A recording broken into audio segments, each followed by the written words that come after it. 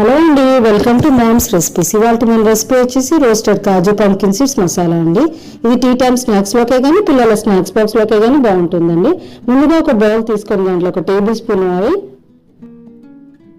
పావు స్పూన్ పసుపు, అర స్పూన్ ఉప్పు, అర స్పూన్ కారం, అర స్పూన్ చాట్ మసాలా, అర స్పూన్ జీలకర్ర పొడి,